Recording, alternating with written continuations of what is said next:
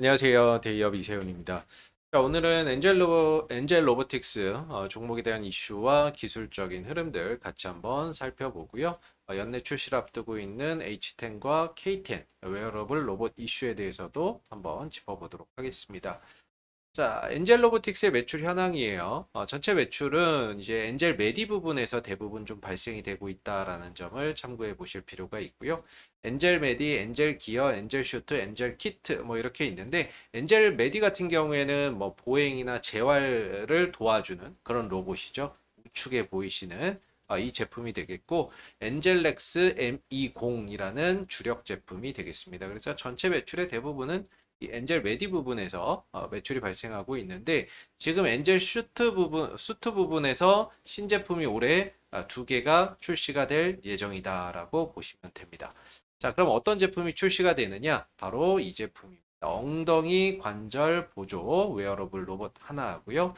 그다음에 무릎 관절 보조 웨어러블 로봇 K10이 되겠습니다. 이 두 제품이 연내 출시를 앞두고 있다. 이렇게 보시면 되겠고, 최근에는 이 어떤 출시에 대한 기대감이 주가에 긍정적인 요소로 작용을 하면서 주가 상승의 모멘텀으로 또 작용을 하기도 했었습니다. 그래서 연내 출시 전까지는 어떤 증시의 기대감으로 주가를 긍정적으로 이렇게 움직일 수 있는 요소로 작용할 수 있다는 점 참고해 보시면 좋을 것 같고요. 그래서 연말까지는 기대감을 계속해서 가져갈 필요는 있다 이런 생각이 들고 그다음에 웨어러블 로봇 어떤 경쟁 제품 관련해서 몇 가지 좀 뽑아봤는데요. 대표적인 건 이제 삼성전자의 보핏이 될 겁니다. 이거는 이제 9월 달, 24년 9월 달에 또 출시가 된다라고 했다가 또다시 그냥 조용해졌어요. 그래서 오늘 나온 뉴스를 한번 좀 들여다보면 9월 20일 오늘 나온 뉴스거든요. 볼리보핏 출격대기 삼성전자 로봇 사업 속도 낸다라는 내용인데 내용을 들여다보면 삼성전자 관계자는 보핏 제품은 검토 단계로 출시는 미정이다라고 됐어요. 그래서 다시 출시 시기가 미정이 돼 버렸습니다. 이거 언제 나올지 또 몰라요. 뭐 10월 달에 나온다, 또 11월 달에 나온다, 12월 달에 나온다. 이런 이야기 나올 때마다 역시나 또 주가는 움직일 수 있겠죠. 근데 다시 또 미정이 돼 버렸습니다. 그러면서 또 하나 미끼를 던져줬는데 AI 가정용 로봇 볼리는 연내 출격을 준비하고 있다라는 거죠. 우측에 보이시는 이 노란색 로봇이 그 볼리라는 어떤 이제 반려 로봇 컨셉의 로봇이 되겠고요. 연내 출시를 좀 앞두고 있다라고 하는데 이런 이야기가 또 나오게 되면은 증시에서 또 로봇 쪽으로 수급이 또 몰리는 계기가 될 수가 있죠. 자, 그 다음에 이제 엔젤 로보틱스의 엔젤 슈트 요거 연내에 출시를 좀 앞두고 있는 상황이고요. 그다음에 LG전자 클로이 같은 경우에는 2018년도에 공개를 했었던 제품인데 이거 같은 경우 이제 출시하기 전에 엔젤 로보틱스와 공동 연구 개발을 했다라고 알려지는 제품이 되겠죠. 그래서 크게 한 네 가지 정도 압축을 해볼 수 있고 지금 요 한 두 가지 정도가 출시를 앞두고 있는 상황이다라고 보시면 됩니다. 그리고 요거는 아까 보셨던 내용인데 이런 이야기가 사실 뭐 엔젤 로보틱스의 직접적인 어떤 사업 내용과는 관련이 없을 수는 있어요. 근데 이런 로봇 이슈가 이렇게 계속해서 나와준다라고 하는 거는 시장의 관심이 로봇 섹터 쪽으로 몰릴 수 있다라고 봐야 되거든요. 그러면 이제 증시의 어떤 관심은 결국에 매수세나 이런 것들로 이어질 수 있기 때문에 유동성이나 이런 것들이 옮겨 붙어서 주가에 또 긍정적인 시너지를 만들어낼 수 있어요. 이런 이슈도 계속해서 또 연말에 올리라는 로봇이 또 출시한다라고 하니까 그런 부분들로 인해서 로봇 쪽에 수급이 들어오는지도 한번 좀 체크해 볼 필요는 있습니다. 자, 그리고 엔젤 로보틱스의 잠재적인 호재와 악재인데 참고적으로 이 엔젤 로보틱스의 2대 주주의 LG전자가 지분 6.42%를 보유하고 있습니다. 이건 이제 1년 보호 예수가 걸려 있어서 한 2025년 3월 정도는 돼야 뭐 팔던지 할 수가 있는데 과연 이제 뭐 팔겠느냐라고 봤을 때 저는 이제 뭐 팔 가능성은 거의 없지 않나. 오히려 만약에 LG전자가 2대 주주로 있다가 지분을 좀 늘린다는 소식이 나오거나 또는 LG전자가 M&A나 이런 것들을 통해서 뭔가 이제 로봇 기업 하나를 인수를 좀 준비를 하려고 한다. 이런 이야기가 나오면 제일 먼저 엔젤 로보틱스가 또 관련 수혜주로 분류가 되면서 주가에 어떤 긍정적인 요소로 작용할 수 있지 않나라고 생각을 하거든요. 그러니까 이거는 잠재적인 저는 호재라고 보고 있어요. 호재라고 보고 있고 실제 LG가 뭐 지분을 팔거나 이러진 않을 거다. 왜? 얼마 전에 이거 나온 뉴스인데 LG전자가 미래 먹거리 투자한다 그래서 10조 원 정도 신규 투자한다 그랬죠.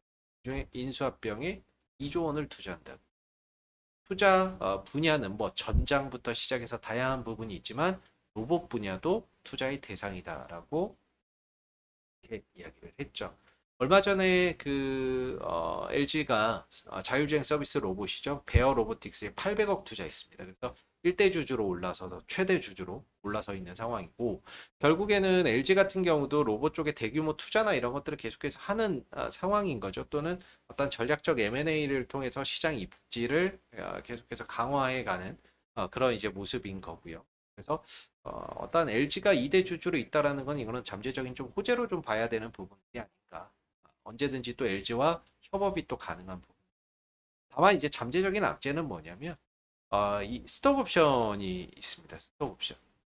스톡 옵션의 매물이 좀 출회될 수 있다라는 거. 이게 조금 걱정인 부분인데 현재 지금 행사가 가능한 스톡 옵션이 19만 2천 주 정도가 있습니다. 이거는 지금 언제든지 행사가 될 수 있어요. 이 행사 가격이 4,600원, 1,625원이거든요. 굉장히 싸죠. 지금 주가가 28,000원이 넘어가는데 28,000원이 넘어가는데 4,600원에 이제 행사할 수 있는 그런 주식이 지금 19만 2천 주 정도. 이런 것들이 물량이 나오면 매물 부담이 되고 그리고 11월 16일 2024년 11월 16일 날 추가적으로 32만 주가 행사가 가능해집니다. 그렇기 때문에 또 추가적으로 어떤 이런 매물들이 주가가 상승을 했을 때 이런 것들이 행사가 되고 매물로 나오게 되면 주가의 어떤 하락 요인으로 작용할 수 있다는 점에서 잠재적인 악재 언제 나올지는 몰라요.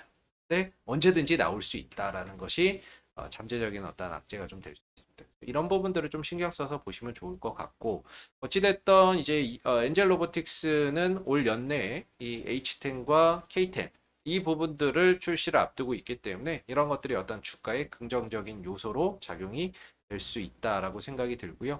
차트 여러분들 한번 간략하게 보고 가도록 하겠습니다. 자, 신규 상장 이후에 계속해서 주가가 좀 밀려난 모습이죠. 물론 이때 당시에 보호 예수가 걸려 있었던 보호 예수 물량들이 터져 나올 때마다 주가가 좀 흔들렸어요.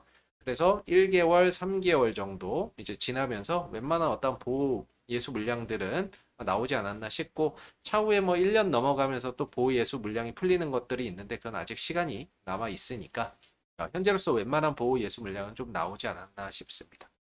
이 종목이 공모가가 2만 원인데 그 2만 원은 크게 훼손하지 않고 잘 버텨주는 모습입니다. 지난 이제 9월 12일 날 이때 당시에 이제 주가가 상한가에 육박하는 모습을 보였는데 이때 당시에 H10과 K10이 연내 출시된다라는 소식이 주가를 이렇게 끌어올리는 그런 이제 모습입니다. 지금 잘 보면 주가가 급등을 하고 나서 안 무너지고 옆으로 잘 버텨주고 있어요. 이게 고가놀이 패턴이라고도 하는데 원래 이렇게 거래량이 터지고 급등을 하게 되면 주가의 어떤 변동성이 커지게 되는데 엔젤 로보틱스는 다행히 크게 주가가 밀리지 않고 잘 버텨주는 그런 모습입니다. 그래서 뭔가 이제 매물 소화가 좀 잘 이루어지고 있다라고 생각이 들고 동시에 60일선도 잘 돌파가 돼서 안착이 되고 있는 점은 상당히 좀 긍정적이죠.